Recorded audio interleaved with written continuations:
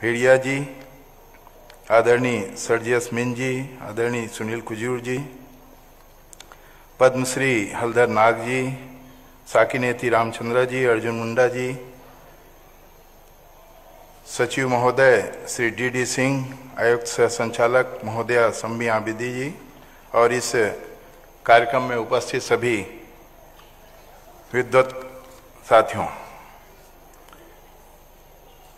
गौरव और प्रसन्नता का विषय है कि माननीय मुख्यमंत्री जी के नेतृत्व में जनजातियों के कल्याण एवं विकास के अनेक नवाचारी कदम के साथ ही भाषा, साहित्य, संस्कृति, कला के संवर्धन और संरक्षण के लिए यह महत्वपूर्ण आयोजन किया जा रहा है। मैं भारतीय परिप्रेक्ष्य में भाषा और साहित्य की जो स्थिति है उसके बारे में संक्षिप्त में बातें रखूंगा, चूंकि काफ़ी समय हो चुका है और संक्षेप में मुझे बातें रखनी हैं।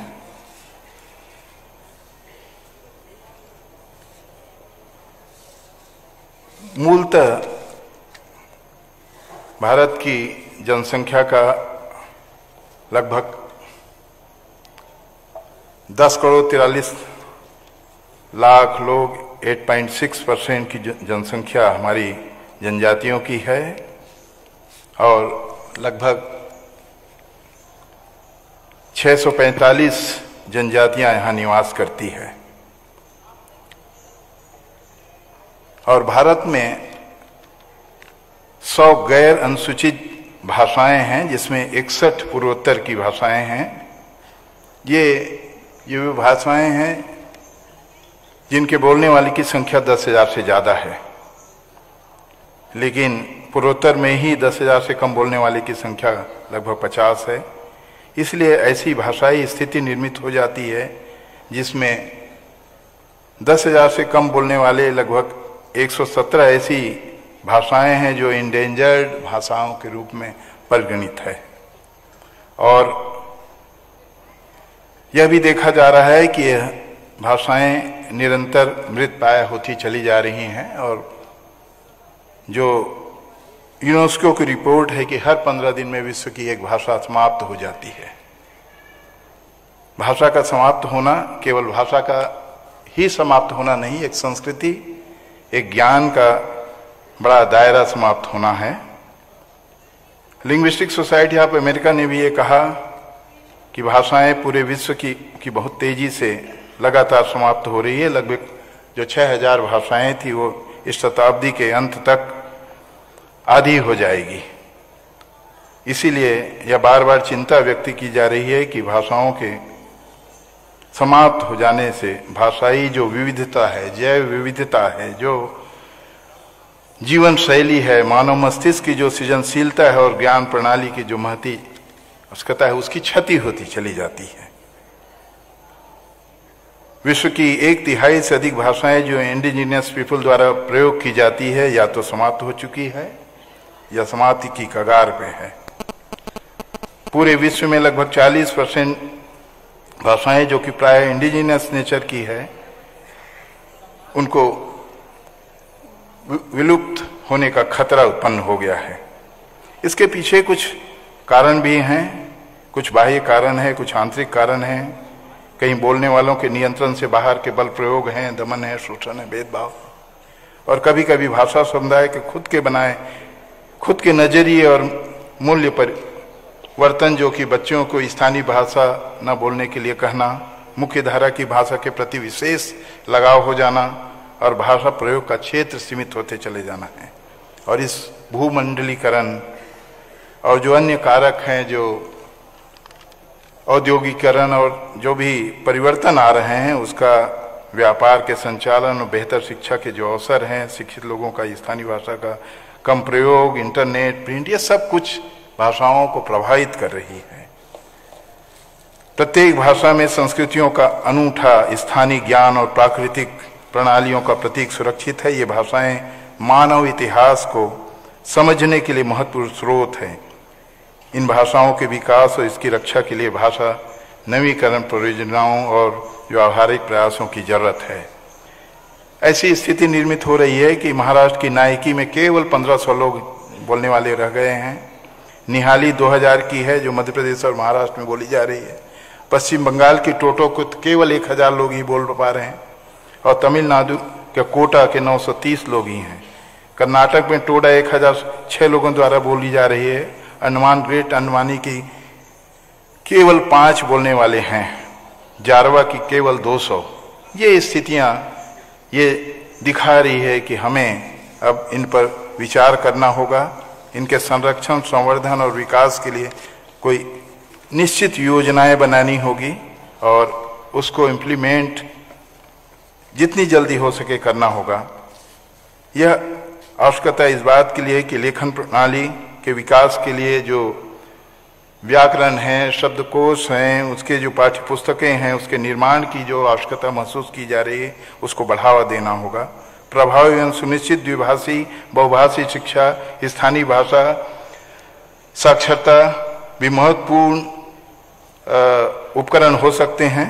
इसी प्रकार स्कूल और जो प्रशिक्षण में जनजाति भाषा को लागू करना, घर की भाषा और स्कूल की भाषा में जो भेद उत्पन्न हो गया उसको पाटना और प्रत्येक समुदाय की भावनाओं और उनकी आम सहमति को भी सम्मान देना हमको अब जरूरत महसूस होने जा रहा है। इसलिए ऐसी भाषाएं जो कि बिल्कुल ही खत्म होती जा रही है उस पर भी चिंता करनी है। और इन दिनों तो जो उत्तराखंड की जो रांकास और तोलचा भाषा पूरी तरह समाप्त भी हो गई इन्हीं दिनों के दौरान। हमारी जो स्थितियां हैं, भील जैसी बड़ी जनजाति है उसकी, संथाल सबसे पुरानी जनजाति है, जारवा है, ये सब संरक्षण की और संवर्धन की आवश्यकता महसूस करने वाली भाषाएं हैं। यद्यपि जो भाषाई परिदृश्य के साथ हम पूरे जनजाति क्षेत्र को देखेंगे तो मिजोरम में 95% जनजातियां निवास करती है उस पूरे राज्य की जनसंख्या का। मेघालय 86%, नागालैंड 86% और अरुणाचल प्रदेश में 69%, मणिपुर में 35% और हमारे इस छत्तीसगढ़ में 1/3 जनजातियां निवास करती है। जनजाति साहित्य के बारे में भी मैं थोड़ा संक्षेप में बताना चाहूँगा, क्योंकि ये अपनी पहचान की खोज का साहित्य बन गया है। यह बाहरी द्वारा शोषण से भूत और वर्तमान तरीके को उजागर करने का साहित्य बनता जा रहा है। आदिवासी पहचान और अस्तित्व का संकट और उसका प्रतिरोध का साहित्य बनता चला जा रहा है। मूलतः जो साहित्य था, जो गीत थे, जो नृत्य रूपों में प्रस्तुत किए जाते रहे, यही हमारी वाचिक परंपरा रही और इस परंपरा में भाषा बहुत समृद्ध रही। जनजाति समुदाय में साहित्य एवं कला रूपों का विकास तथाकथित मुख्य धारा के समाज में साहित्य एवं कला के उद्भव के पहले हुआ था। आदिवासी साहित्यिक परंपरा मुख्य रूप से मौखिक थी। बाहरी लोगों ने जब जीवन में अनुचित हस्तक्षेप किया तो आदिवासियों ने विरोध किया। समय समय पर गैर आदिवासी लेखकों ने भी आदिवासी जीवन और समाज पर विचार किया। साहित्य में जनजाति जीवन के चित्रण की इस पूरी परंपरा को समकालीन साहित्य की पृष्ठभूमि माना जा सकता है। इस लेख का दौर में कुछ लोगों ने विचार व्यक्त किए, जिसमें रमणिका गुप्ता और पुष्पा तेते, सुनील मीन, शिशिर टूडू, वीवी शर्मा ने काफ़ी काम किया। इस बीच में आदिवासी लेखन में जो वैविध्य है, लेखकों को समृद्ध मौखिक साहित्यिक परंपरा से काफ़ी लाभ हुआ है। जनजाति साहित्य जनजाति विद्रोह की परंपरा से ऊर्जा प्राप्त करता है। इन विद्रोहों की भाषा और भूगोल को महत्व रखता है। मैं बहुत संक्षेप में अपनी 1-2 मिनट में ये बात समाप्त करूंगा कि जनजाति साहित्यकार जिनका हमको हमेशा उल्लेख करना चाहिए, रेखांकित करना चाहिए, जो अभी वर्तमान में काम कर रहे हैं, जो कुछ भी हमने महसूस किया कि यह जनजाति साहित्य लोक साहित्य के रूप में रहा, लेकिन बाद के वर्षों में लोगों ने लिखा, बहुत कुछ उसमें सृजन किया। और हमारे जो कोक बराक में चंद्रकाल मुराद सिंह जी इतने सीनियर लेखक हुए त्रिपुरा के, और शेफाली देववर्मा आज लिखी जा रही हैं लगातार। चकमा में हम कुसुम चकमा की बात करते हैं, जनेश चकमा जी हैं, खासी में सोलोन्यू बरो और गारो में मरक जी काम कर रहे हैं। ऐसे हमारे जो नए लेखक हैं, बाल्टी लद्दाख की भाषा है जिसमें अली जी काम कर रहे हैं, उसमें नोरबू भी हैं, और सीना जो भाषा बहुत कम लोगों के बीच है लेकिन उसको बड़गामी जी बहुत अच्छा काम कर रहे हैं। इसी प्रकार देसिया कनादी कोड़ा कुई जो कहर जी और प्रधान जी काम कर रहे हैं।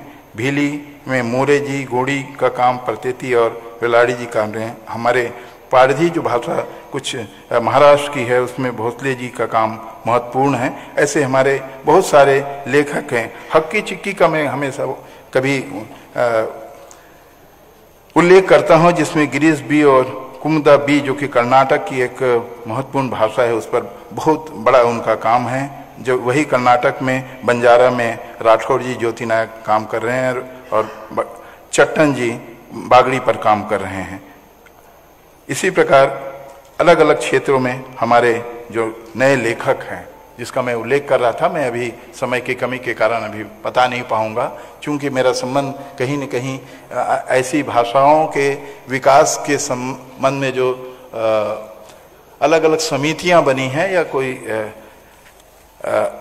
योजनाएं हैं उससे संबंधित रहा हूं। मैं साहित्य अकादमी में 5 साल जनरल काउंसिल का मेंबर रहा, लैंग्वेज डेवलपमेंट बोर्ड का सदस्य रहा, इसलिए भाषाओं के बारे में जानने समझने का जो अवसर मिला उसके बारे में थोड़ा संक्षेप में उल्लेख कर रहा था। उसके बारे में हम और विस्तार से चर्चा करेंगे। इंडेंजर लैंग्वेज के लिए जो योजना बनी है उसका मैं एडवाइजरी बोर्ड का मेंबर हूं, तो इसलिए जो भाषाएं समाप्त हो रही उसके प्रयास जो किए जा रहे हैं उसकी चर्चा मैं करूंगा। लेकिन अब समय आ गया है, समय हमें कह रहा है कि हम उस पर ध्यान दें संरक्षण संवर्धन के लिए। और जो भी नॉर्थ ईस्ट की भाषाएं, विशेष रूप से ज़्यादा वहाँ जनजाति भाषाएं हैं, दूसरे क्षेत्र की भी है, मैंने तो पूरे देश में उन भाषाओं को वहाँ जाके देखा है।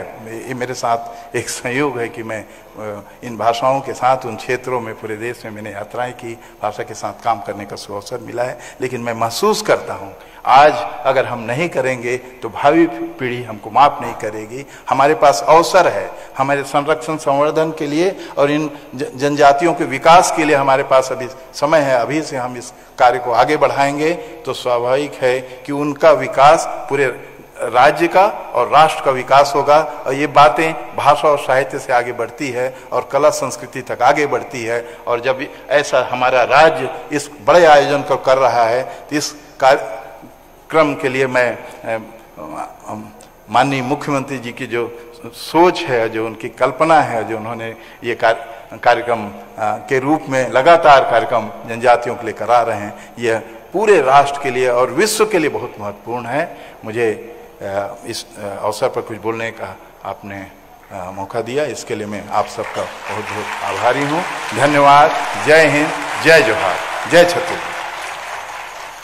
बहुत बहुत धन्यवाद माननीय कुलपति जी। हम आपके अनुभवों का लाभ लेते रहेंगे इन 3 दिवस के दौरान। और अब हम अपने कार्यक्रम को आगे बढ़ाते हैं। आज के आयोजन के अध्यक्षीय उद्बोधन के लिए मैं आमंत्रित करती हूं माननीय मंत्री महोदय डॉक्टर प्रेम साय सिंह टेकाम जी को कि वे अपने उद्बोधन से हमें अनुग्रहित करें।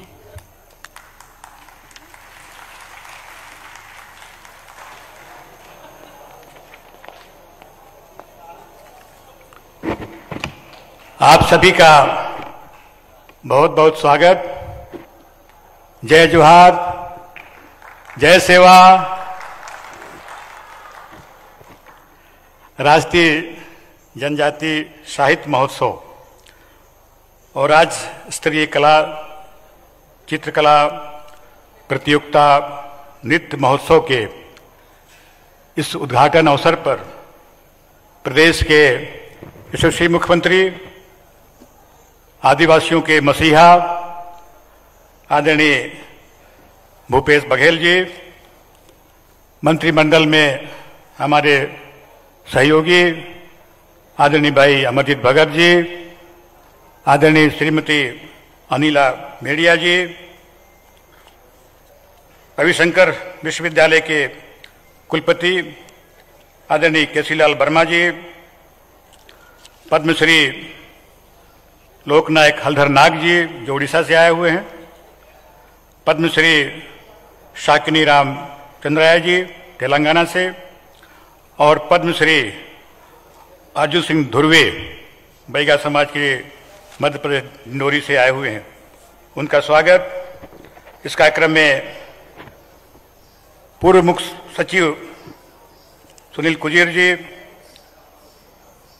अपर मुख्य सचिव पूर्व श्री एस मीन जी, इस सभागार में उपस्थित सभी पदाधिकारीगण, राज्यों के और अन्य राज्यों से आए हुए सभी विद्वान, साहित्यकार, लेखक, प्रोफेसर, जनजाति विषय पर शोध प्रस्तुत करने वाले शोधकर्ता, सभी उपस्थित भाई बहनों, प्यारे प्यारे बच्चों, मीडिया के आदरणीय साथियों,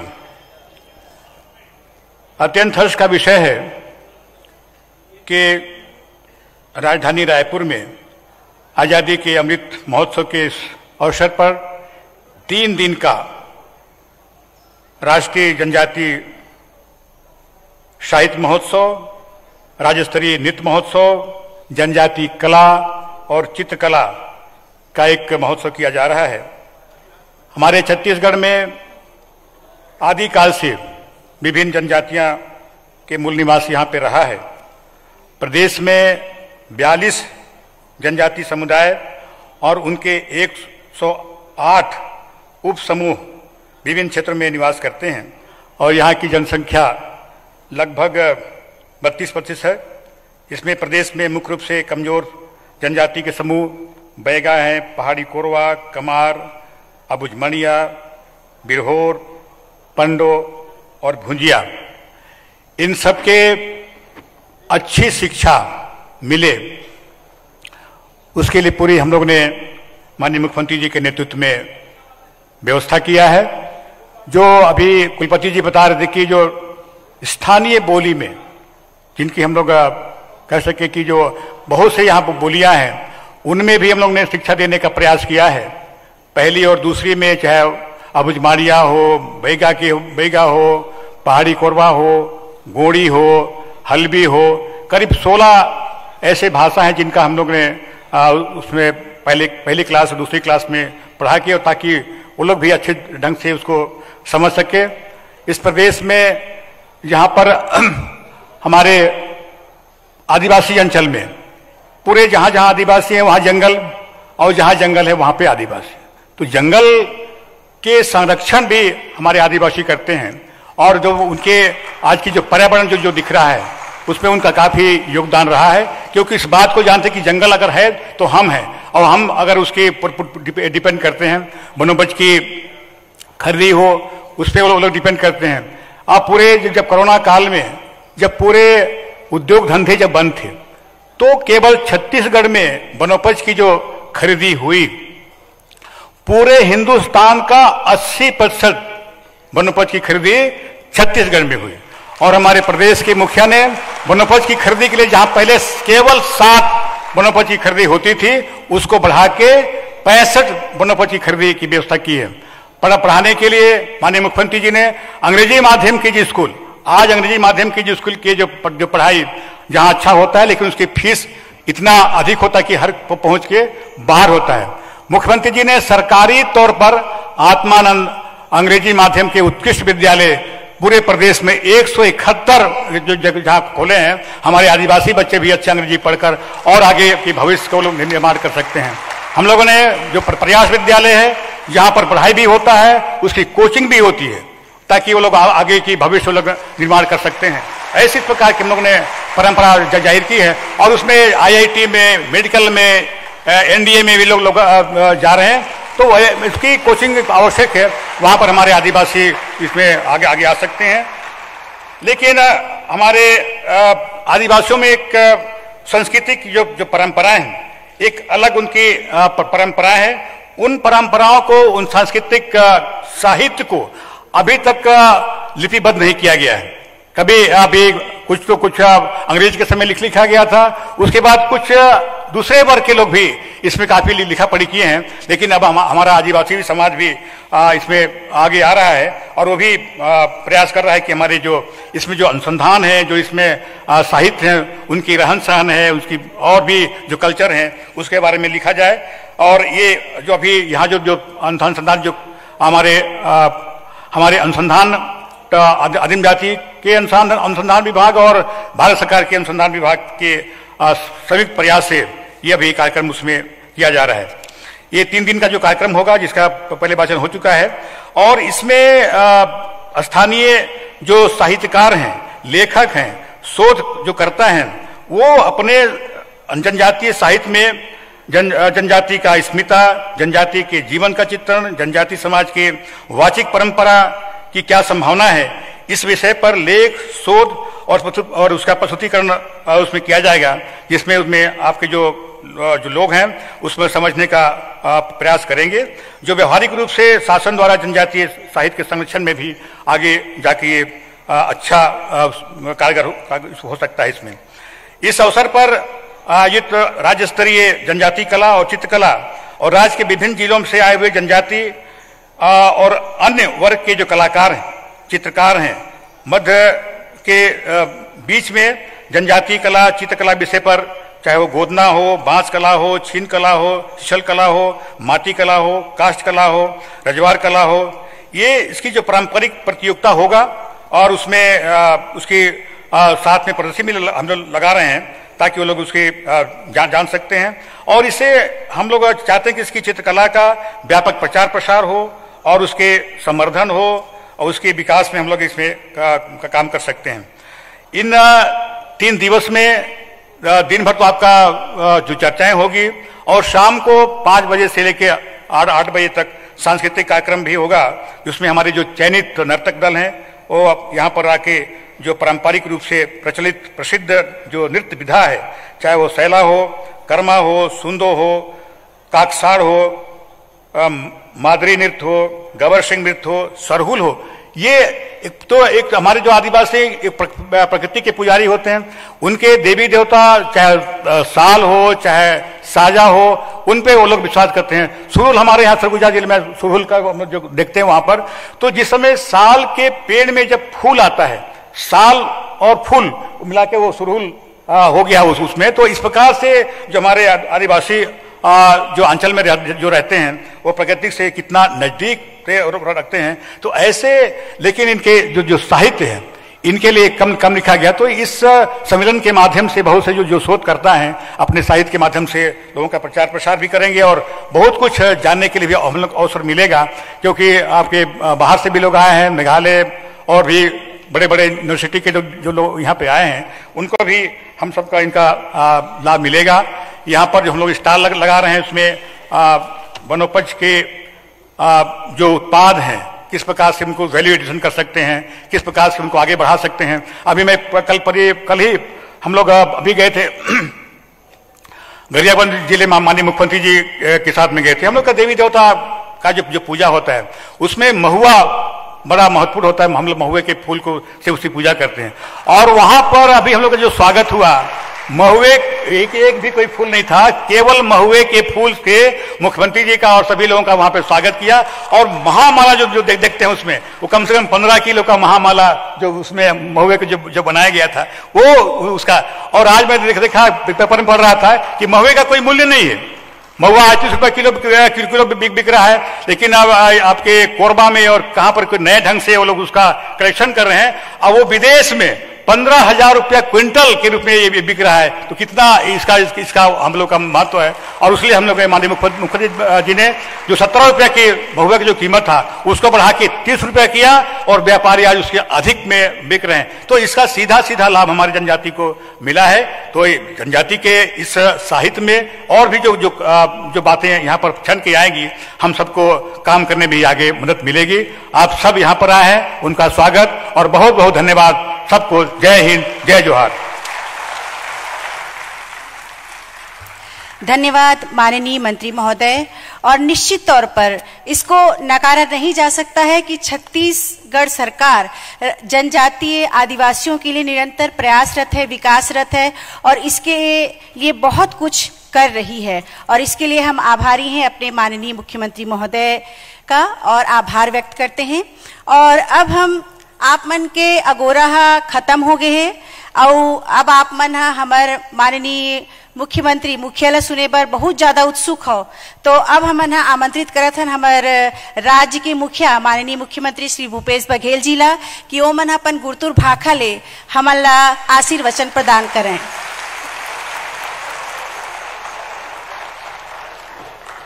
जोहार सब जल्ला जोहार।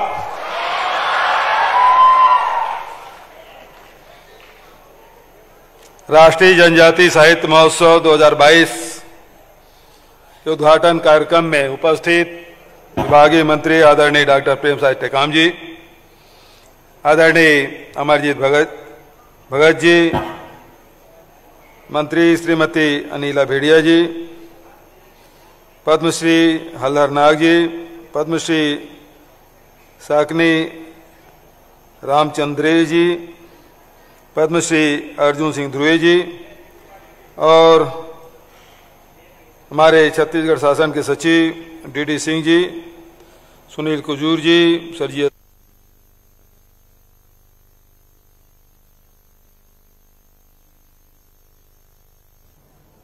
कुलपति डॉक्टर केसरीलाल वर्मा जी, साथ ही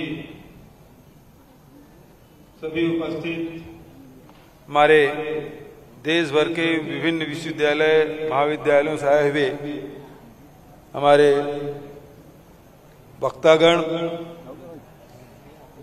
साथ ही साहित्यकार, नर्तक दल, कलाकार, सभी विभिन्न प्रदेश से आए हैं, उनका मैं इस मंच के माध्यम से छत्तीसगढ़ सरकार की ओर से आप सबका स्वागत करता हूं, अभिनंदन करता हूं। साथ ही बड़ी संख्या में हमारे प्रयास के बच्चे भी आए हैं।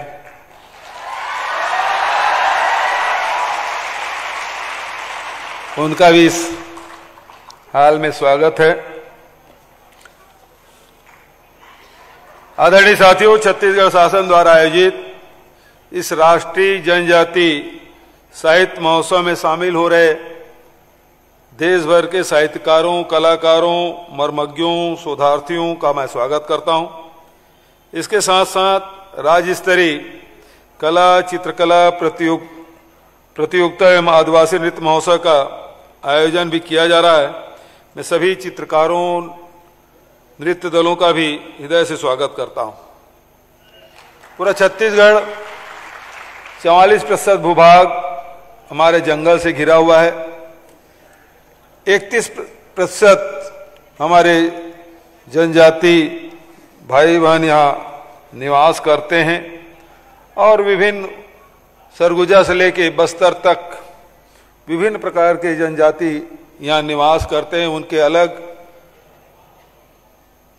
भाषा है, बोली है, जीवन शैली है, बहुत सारी विविधताएं हैं।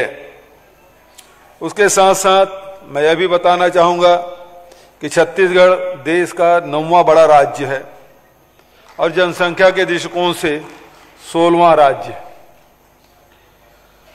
यह भी छत्तीसगढ़ प्राकृतिक सौंदर्यता के नाम से एक अछूता प्रदेश है, क्योंकि इस राज्य के निर्माण के साथ साथ एक और चीज हमारे साथ जुड़ गई थी, वो नक्सल का, और इस कारण से कोई न सरगुजा जाता है न कोई बस्तर आता है।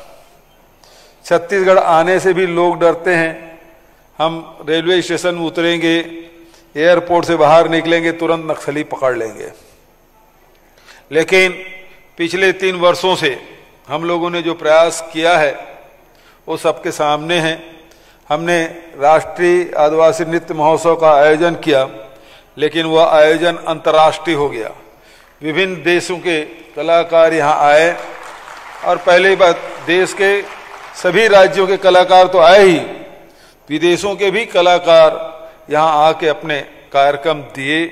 तो एक अंतर्राष्ट्रीय कार्यक्रम हुआ और लोग छत्तीसगढ़ को जानने समझने लगे। बहुत सारे साहित्यकार, लेखक सब लोग आए और छत्तीसगढ़ के बारे में जो उनकी सोच थी उसमें काफी कुछ परिवर्तन हुआ है। आदरणीय साथियों, बहुत सारी बातें केसरी लाल नायक जी ने संक्षिप्त उद्बोधन में लेकिन बहुत ही सारगर्भित जानकारी दी कि कितने हमारी जनजाति हैं, कितनी भाषाएं हैं और किस किस बोली के कितने जानकार लोग अब इस दुनिया में रह गए हैं। और निश्चित रूप से एक चिंता का विषय है कि बहुत सारी जनजाति जो बोली है अब वो सिमटते जा रहा है, बहुत सारे उसके अब अस्तित्व ही समाप्त हो रहा है और उसके अस्तित्व समाप्त होने से, बहुत सारी भाषाओं के समाप्त होने से निश्चित रूप से जो उनकी जो संस्कृति है उसका विलोप हो रहा है। उसके जो भाषाएं हैं विलोप होने से उनके भाव, उनके भंगिमाएं, उनके विचार, उनके परंपराएं वो भी उससे विलुप्त होती है।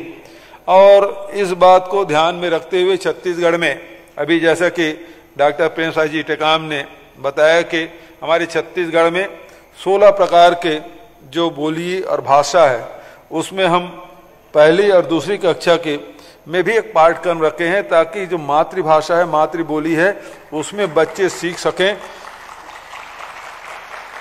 उससे निश्चित रूप से बच्चों को अपनी मातृबोली के प्रति प्रेम भी होगा और दूसरा उसमें जल्दी से सीखेंगे भी। एक और प्रयास हम लोगों ने किया है, अभी बस्तर में जो बादल एक संस्था हमने बनाई है, बस्तर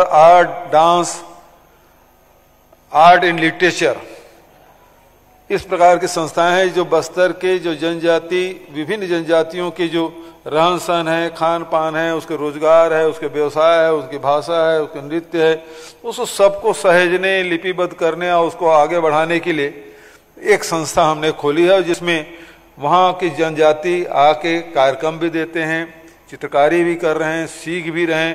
पुराने हम लोग उस दिन कार्यक्रम किए थे, माटी त्योहार के रूप में उसको मनाया था, नीलेश जी भी उसमें शामिल थे और वहाँ उस प्रकार के नृत्य का वहाँ प्रदर्शन किया जो विलुप्त हो रहा था। तो ऐसे विलुप्त हो रहे नृत्य शैली है, विलुप्त हो रहे जो भाषा है, उसको लिपिबद्ध करने की बात। बस्तर में जाएंगे तो बहुत सारे लोग हल्बी बोलते हैं, बहुत सारे गोड़ी बोलते हैं, कोई मुरिया मारिया बोलते हैं, लेकिन सब लोग नहीं जानते। मुरिया होने के बाद ही मुरिया में नहीं बोल पाते, गोड़ होने के बाद भी गोड़ी में नहीं बोल पाते, हल्बी होने के बाद भी हल्बी में नहीं बोल पाते। तो ऐसे में इसको सहेजने, संवारने और संवर्धन करने का आवश्यकता है, जो प्रोफेसर वर्मा जी ने जो बात कही है। और सौभाग्य ये है कि छत्तीसगढ़ सरकार ने उस दिशा में काम करना शुरू कर दिया है और ये सौभाग्य की बात है कि इतने वर्षों बाद पहली बार छत्तीसगढ़ में राष्ट्रीय जनजाति साहित्य महोत्सव का आयोजन हो रहा है। और एक चीज और मैं कहना चाहूंगा कि एक जनजातियों की जो धारा है, दूसरा जिसे हम मुख्य धारा कह सकते हैं, और इस मुख्य धारा और जनजातियों की जो धाराएं बह रही है उसके बीच में कोई सेतु नहीं है। और उसके कारण से आदिवासी समाज में क्या घटित हो रहा है घटनाएं, उसके समाज में क्या परिवर्तन हो रहा है, साहित्य के क्षेत्र में, नृत्य के क्षेत्र में, जीवन शैली में क्या परिवर्तन हो रहा है, मुख्य धारा के लोग नहीं जान पा रहे हैं। और मुख्य धारा में जो लोग हैं, जिस दिशा में आगे बढ़ रहे हैं, जनजाति समाज के लोग उससे वंचित हो गए हैं। तो और ये जो आज ये 3 दिवसीय जो कार्यक्रम है, जिसमें साहित्य के भी, जिसमें नृत्य भी और जिसमें चित्रकारी भी, इसका प्रदर्शन होगा। तो ये आज का जो आयोजन है निश्चित रूप से ये दोनों जो धाराएं हैं उसके बीच में पुल का काम करेंगे, जिससे एक तरफ से दूसरे तरफ जाया जा सकता है, दूसरे तरफ से इस तरफ भी आया जा सकता है। वहां जो साहित्य रचनाएं हो रही है, वहां नृत्य शैली जो नया सृजित हो रहा है, चित्रकारी जो नया सृजित हो रहा है, उसको इधर के लोग भी समझें, जाने, समझें, और इधर जो परिवर्तन हो रहा है उधर के लोग जाने, समझें। तो एक पुल का काम ये जो 3 दिवसीय राष्ट्रीय साहित्य महोत्सव हो रहा है वो काम करेगा, ऐसा मैं मानता हूं। आदरणीय साथियों, बहुत सारी बातें हुई जिसके बारे में शिक्षा के क्षेत्र में, साथ ही रोजगार के क्षेत्र में, जल जंगल जमीन के बारे में डॉक्टर प्रेम साय टेकाम जी ने बहुत सारी चर्चाएं की। छत्तीसगढ़ सरकार की उपलब्धियों के बारे में आपको जानकारी दी है। मैं बहुत ज्यादा उसमें और वक्त जाया नहीं करना चाहता, लेकिन ये बात कहना चाहूंगा कि छत्तीसगढ़ सरकार प्रतिबद्ध है कि आदिवासियों को उसके अधिकार दिलाने के लिए, चाहे जंगल में हो, चाहे जमीन में हो, चाहे जल में हो, और इसके लिए चाहे फॉरेस्ट राइट एक्ट पट्टा देने की बात हो, चाहे जंगल में, जंगल क्यों कट रहे हैं? आज कहते हैं कि जंगल से हमारा नाता है, लेकिन एक समय था आदिवासियों को बाहर से कुछ नहीं चाहिए था, केवल नमक भर वो चाहते थे, बचत और किसी चीज की आवश्यकता नहीं पड़ती थी। लेकिन समय समय हमने देखा कि जंगल में जो आपके जरूरतमंद जो वृक्ष थे, चाहे वो साल हो, चाहे वो तेंदू हो, चाहे चिरौंजी हो, चाहे आपके जितने भी फलदार वृक्ष थे, महुआ से लेके सारी चीजें, हर्रा, बहरा, आंवला, ये सब चीजें वहां उत्पन्न होती रही है। लेकिन धीरे धीरे स्थिति ये बनी कि जंगल में केवल, जंगल के नाम से केवल इमारती वृक्ष ही लगाते गए, चाहे भारत सरकार के द्वारा, चाहे राज्य सरकारों के द्वारा। इससे सबसे ज्यादा यदि नुकसान हुआ है तो आदिवासियों को हुआ है, और इसके कारण से वो आदिवासी जंगल से जो उसका लगाव था उसमें कमी आई। और इसलिए हमने पिछले साल से तय किया है कि अब हमारे छत्तीसगढ़ के जंगल में कोई वृक्ष लगाया जाएगा तो फलदार वृक्ष लगाया जाएगा।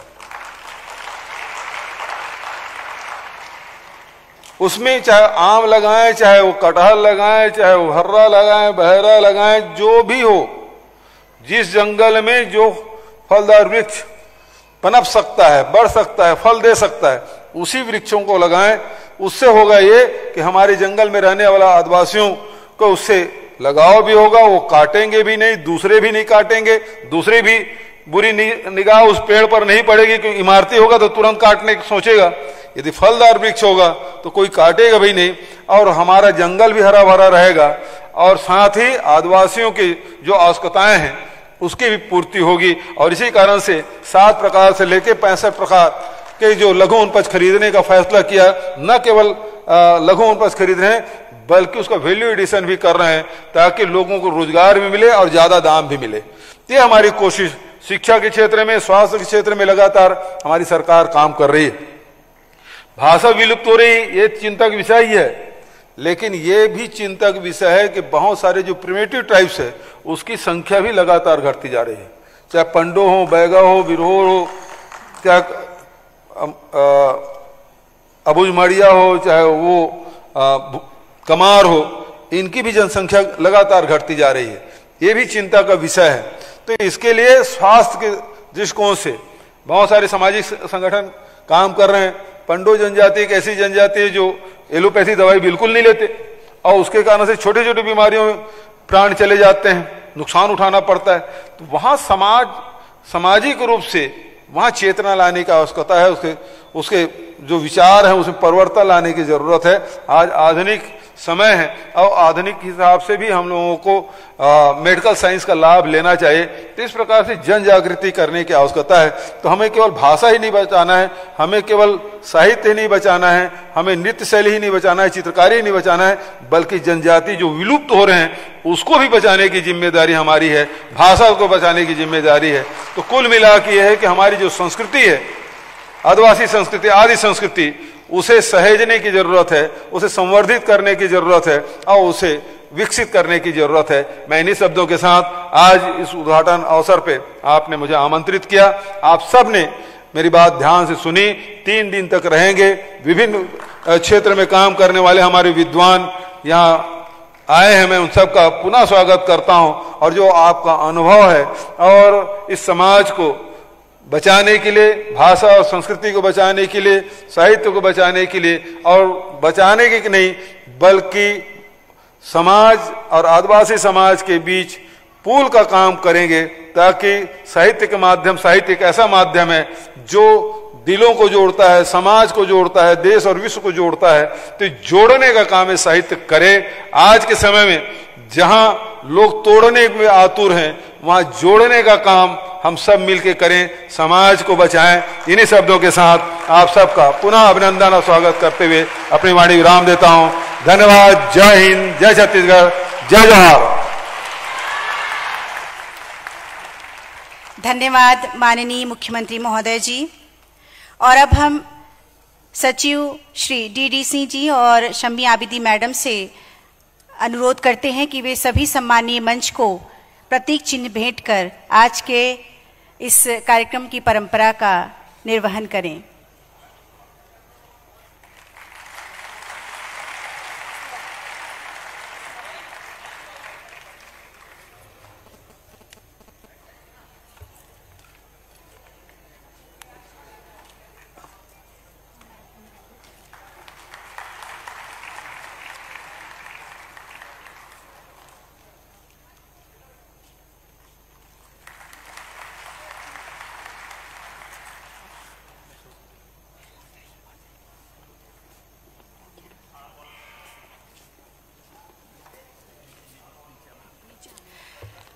आप सभी का धन्यवाद। और सभी सम्मानीय मंच को हम सादर आमंत्रित करते हैं मंच के सामने अपना स्थान ग्रहण करें, क्योंकि अब बस्तर बैंड की प्रस्तुति होने वाली है।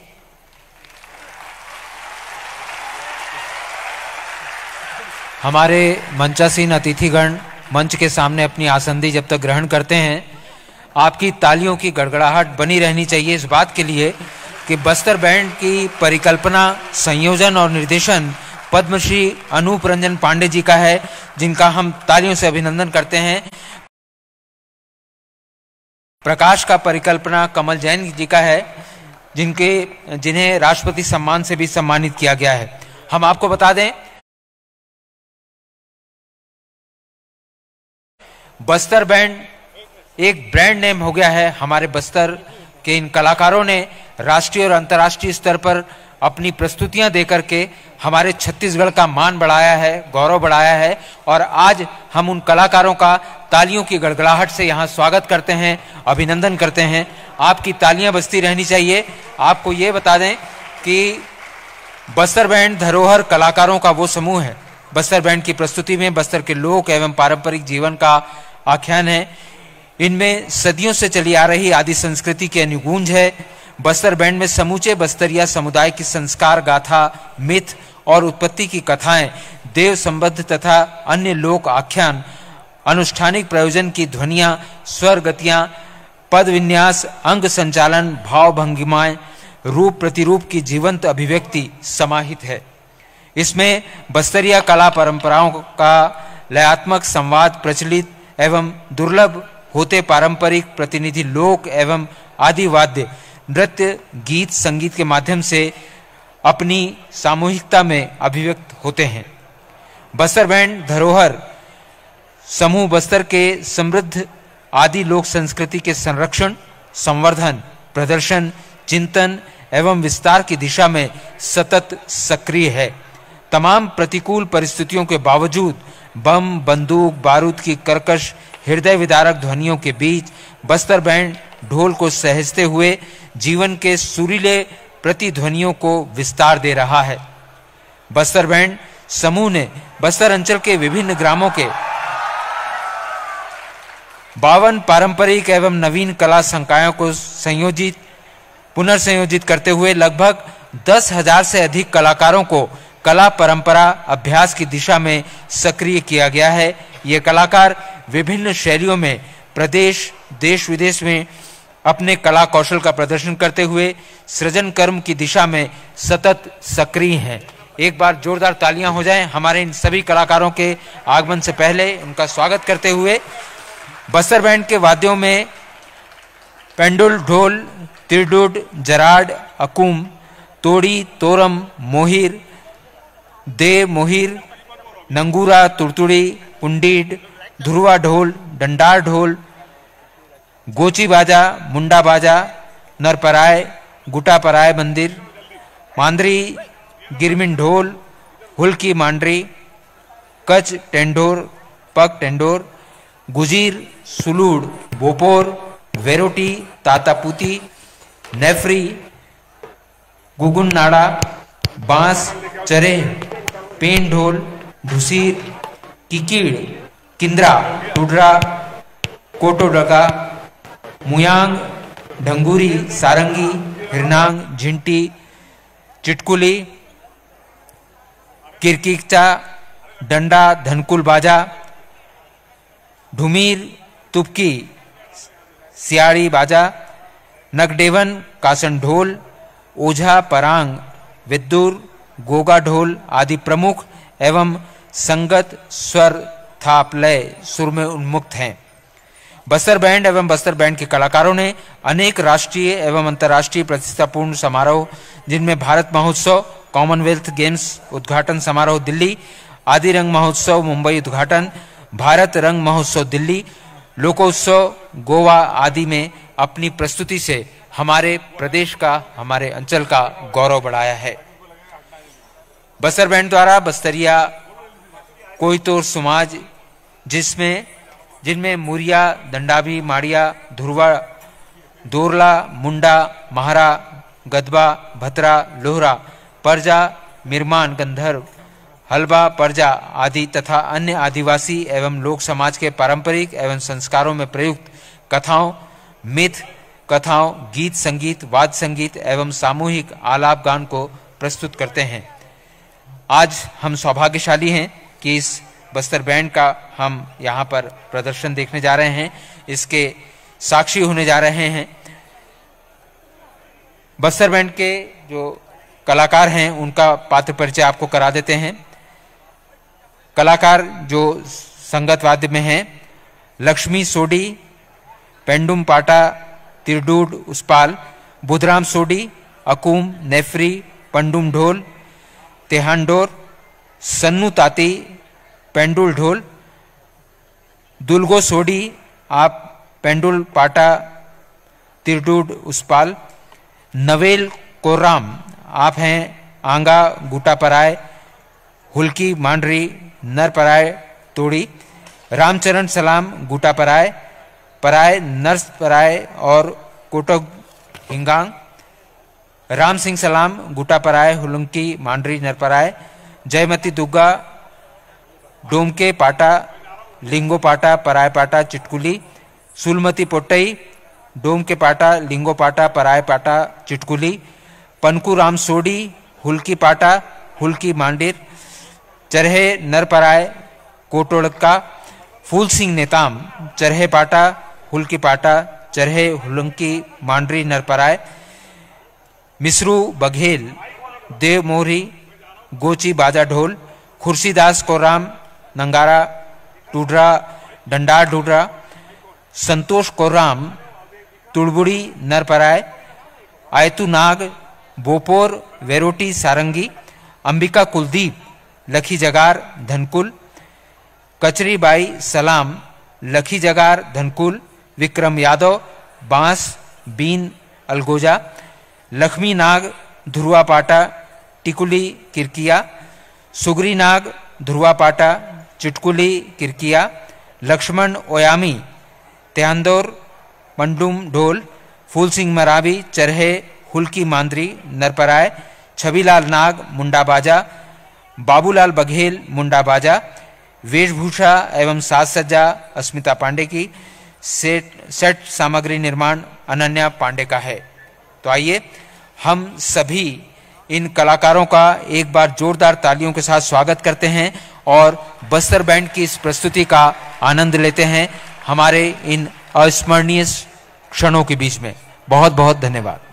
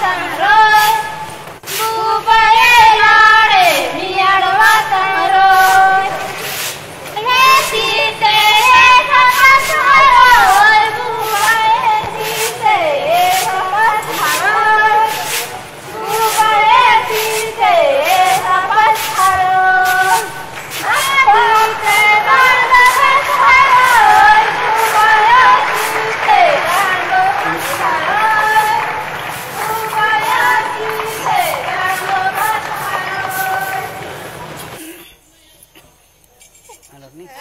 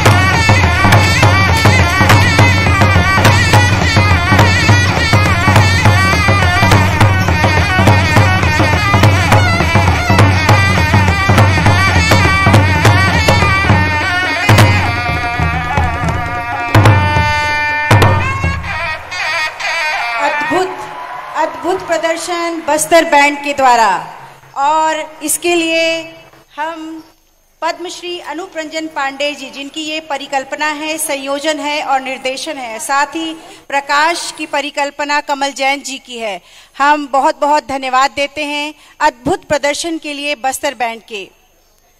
और अब हम इस पूरे कार्यक्रम उद्घाटन सत्र के आभार प्रदर्शन के लिए आमंत्रित करते हैं अपर संचालक श्री संजय गौड़ जी को।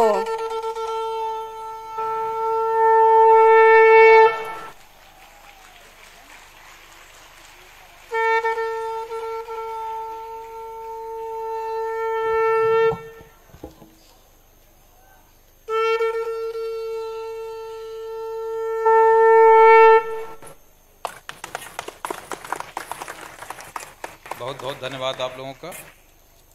आज के इस उद्घाटन सत्र में जो राष्ट्रीय जनजातीय साहित्य महोत्सव का आयोजन किया गया है, हमारे बीच में उपस्थित परम आदरणीय माननीय मुख्यमंत्री महोदय, आपने जो अमूल्य समय दिया उसके लिए हम सब आपके आभारी हैं। आपने जो सर बादल संस्था के बारे में कहा है कि बस्तर की संस्कृति को कैसे हम पुनर्जीवित कर रहे हैं, उसको जीवंत कर रहे हैं, निश्चित रूप से विभाग भी इसमें आगे बढ़कर सहयोग करेगा। सर आपने यह भी कहा कि जो जनजातीय समाज की धारा है और जो मुख्य समाज है उनके बीच में जो गैप है उसको दूर करने में भी यह साहित्य महोत्सव एक सेतु का कार्य करे, तो निश्चित रूप से हम आगामी 3 दिवस में इसलिए सर हम लोग प्रयास करेंगे। आपका सर बहुमूल्य समय के लिए बहुत बहुत आभार। आज के इस कार्यक्रम के अध्यक्ष महोदय आदरणीय डॉक्टर प्रेम साय सिंह टेकाम जी, माननीय मंत्री महोदय, आदिम जाति तथा अनुसूचित जाति विकास विभाग एवं स्कूल शिक्षा विभाग तथा सहकारिता विभाग के द्वारा जो जनजातीय साहित्य है उसमें जो उसके लिपिबद्ध करने में जो कमियां हैं उस पर चिंता प्रकट की गई है और उसको संरक्षित और संवर्धित करने के लिए भी बल उन्होंने दिया है। तो सर निश्चित रूप से आपके मार्गदर्शन में जो इस विभाग का आदिम जाति अनुसंधान और विकास प्रशिक्षण संस्थान है वह इसके लिए प्रयासरत रहेगा। हमारे बीच में सर आज 3 माननीय मंत्री महिला एवं बाल विकास विभाग तथा समाज कल्याण आदरणीय अनिल भेड़िया मैडम उपस्थित है, हम उनका भी आभार प्रकट करते हैं।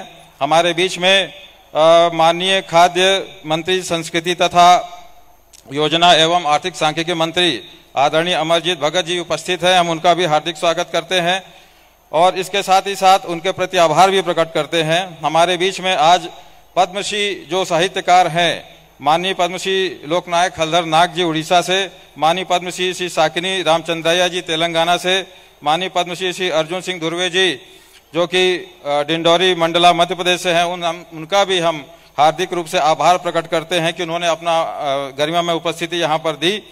इसके साथ ही साथ हमारे बीच में उपस्थित माननीय पूर्व मुख्य सचिव आदरणीय श्री सुनील कुजूर सर का जो कि सहकारिता निर्वाचन आयुक्त भी हैं, हम उनका हार्दिक रूप से आभार प्रकट करते हैं।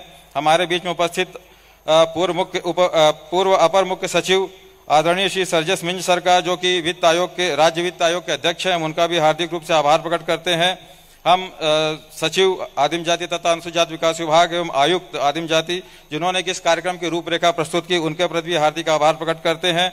हमारे बीच में पंडित रविशंकर शुक्ल विश्वविद्यालय से कुलपति आदरणीय डॉक्टर केशीलाल वर्मा जी भी उन्होंने क्लीन नोट एड्रेस प्रस्तुत कर इस साहित्य महोत्सव की एक दिशा तय की, उसके लिए भी हम उनका हार्दिक रूप से आभार प्रकट करते हैं। हमारे बीच में विभिन्न राज्यों से आए हुए अध्येतागण, विद्वान, प्रोफेसर, साहित्यकार, रचनाकार, शोधार्थीगण, उनका भी हम हार्दिक रूप से आभार प्रकट करते हैं। इसके साथ ही साथ छत्तीसगढ़ राज्य के स्थानीय जो हमारे शोधार्थी हैं, साहित्यकार हैं, प्रोफेसर्स हैं और विद्वान रचनाकार हैं तथा कलाकार हैं, उनका भी हम हार्दिक रूप से आभार प्रकट करते हैं। हमारे बीच में इस कार्यक्रम में जो चित्रकला प्रतियोगिता हो रही है, कला प्रतियोगिता हो रही है, नृत्य प्रतियोगिताएं हो रही है, नृत्य महोत्सव भी आयोजित किया जा रहा है, उनका भी प्रति जो दर्शक दल है उनके प्रति हम आभार प्रकट करते हैं। सर हम एक चीज और भी बताना चाहेंगे कि इसमें सर दिल्ली से, भोपाल से, रायपुर से जैसी जगहों से जो राष्ट्रीय स्तर के प्रतिष्ठित हमारे बुक प्रकाशन हैं सर, वो भी आए हुए हैं और उन लोगों ने अपनी जनजातीय साहित्य पर जो पत्रिकाएं, पुस्तकें वगैरह प्रकाशित की हैं उसका भी उन्होंने यहाँ पे प्रदर्शन किया है सर, वो भी उन सब के प्रति भी हम हार्दिक आभार यहाँ पर प्रकट करते हैं। और इसके साथ ही साथ आज बस्तर बैंड ने अपनी बहुत अच्छी प्रस्तुति दी, उनके जो प्रणेता हैं पद्मश्री श्री अनूप रंजन पांडे जी, उनके प्रति भी हम हार्दिक आभार प्रकट करते हैं। और सर जिस बच्ची को लेकर आपने गोदी में उठाकर नृत्य किया सर, वो बच्ची है, उसका नाम जया सोढ़ी है और उसके साथ उनके दल भी यहाँ पर उपस्थित है। उन सभी ने जो यहाँ सम्मोहक प्रस्तुति दी है उन सब के प्रति हम हार्दिक आभार प्रकट करते हैं। और अंत में हमारे बीच में सर राज्य जनजाति आयोग के उपाध्यक्ष महोदय और सदस्यगण भी उपस्थित हैं तथा अन्य गणमान्य व्यक्ति उपस्थित हैं, उनके प्रति भी हम हार्दिक आभार प्रकट करते हैं। और इस सभागार में उपस्थित सभी श्रोतागण का, दर्शकगण का हम हार्दिक रूप से आभार प्रकट करते हैं। जय जोहार, जय छत्तीसगढ़, जय हिंद। आदरणीय मुख्यमंत्री जी से मेरा निवेदन है कि इस प्रोग्राम के रचयिता हमारे पद्मश्री अनूप रंजन पांडे जी हैं, जो आर्टिस्ट का हमारे परिचय कराएंगे और परिचय बड़ा अनोखा है कि कहां से हैं, क्या करते हो, कितने सम्मान मिले हैं। तो प्लीज सर 10 मिनट दीजिएगा। आइए अनूप रंजन पांडे जी। ये तो कलाकार मन की काम है और भैया लगातार ये दिशा में काम कर रहे थे। अब हमेशा संरक्षण, संवर्धन, प्रोत्साहन सब जन के रही थे।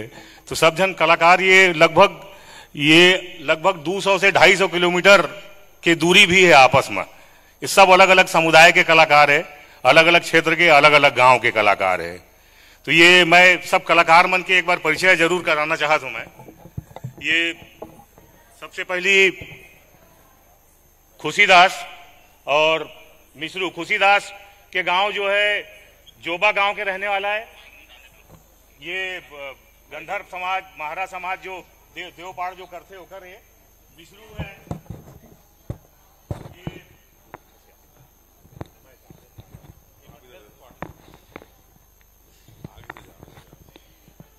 काबर की कलाकार मन के परिचय होना जरूरी है। रामचरण सलाम रेमावंड गांव के रहने वाला कलाकार है, गोटुल मुरिया समुदाय के कलाकार है। ये सब कलाकार मन के अलग अलग दल है, सबके साथ लगभग सैकड़ों आदमी गांव के सब जुड़े हुए, अलग अलग समूह, अलग अलग, और लगातार जाके कार्यक्रम करत रही थे मन। लक्ष्मी सोढ़ी उस्ताद बिस्मिल्ला खां संगीत नाटक अकादमी सम्मान से सम्मानित कलाकार है। दंतेवाड़ा जरीपारा के रहने वाली कलाकार है, कई देश के यात्रा करे लगातार। जया सोढ़ी जरीपारा के कलाकार है, जिन आज पहली बार यहाँ आई से ये कार्यक्रम में। लूदो सोढ़ी भी जरीपारा के कलाकार है। बुधराम सोढ़ी, बुधराम आ जाओ, बुधराम भी उस्ताद बिस्मिल्ला खां संगीत नाटक अकादमी सम्मान से सम्मानित कलाकार है। छन्नू दंतेवाड़ा के कलाकार है, दंडामी समुदाय के कलाकार है। अब अंग्रेज मन तो खैर अलग अलग सब नोटिफिकेशन अलग अलग नाम दिए है, लेकिन सब कोयतूर है।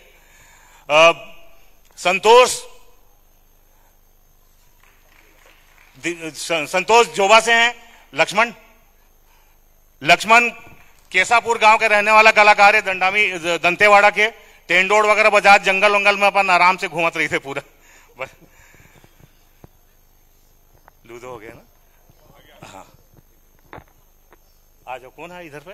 ये आप राम सिंह रेमावंड के कलाकार है।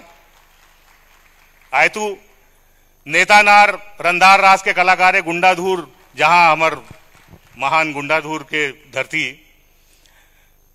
रेमावंड के कलाकार जुगधर फूल सिंह, पनकू दादा आ जाओ, ये दोनों बालेंगा कोंडा गांव के कलाकार है।